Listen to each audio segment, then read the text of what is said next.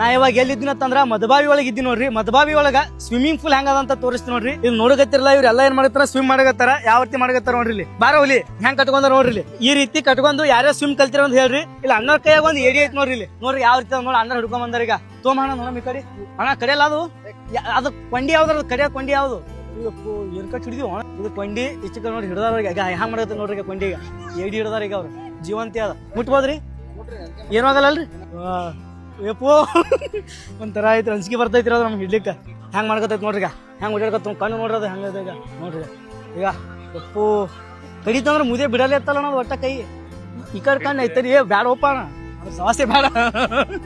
ಎಲ್ಲಿದ ಕರಿ ಹಿಡಿತಂದ್ರ ನೋಡ್ರಿ ಹೆಂಗ್ ಸ್ವಿಮ್ ಕಲಿಗತ್ತಾರ ನೋಡ್ರಿ. ಕೆರೆ ಒಳಗ ಸ್ಟಾರ್ಟಿಂಗ್ ಎಲ್ಲರೂ ಇದೇ ರೀತಿ ಕಲಿತಾರ. ನಮಗ ಏನ ಪಕ್ಕ ಇಸ್ಕಿ ಬರಲ್ಲ ಕೆರೆ ಹೇಳ್ಬೇಕಂತಂದ್ರ. ಇದಕ್ಕೆ ನಾವು ಹೋಗ್ತಿದ್ವಿ.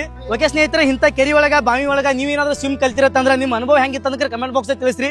ನಾ ಇಲ್ಲಿ ಬಂದ್ ಬಳಕ ಇಲ್ಲಿ ಏಡಿ ನೋಡ್ದ. ನಾ ಇಲ್ಲಿ ಹವಾಕ್ ಸೋಕ್ ಬಂದಿದ್ದ ನನ್ನ ಗಾಡಿಗೆ. ಇಲ್ಲೇ ಬಾಜುನೇ ಕೆರಿದ ಸಲುವಾಗಿ ಈಸಾಡ್ಕತ್ತಿರಲ್ಲ, ಅದ್ರ ಸಲ ವಿಡಿಯೋ ಮಾಡಿದೀನಿ.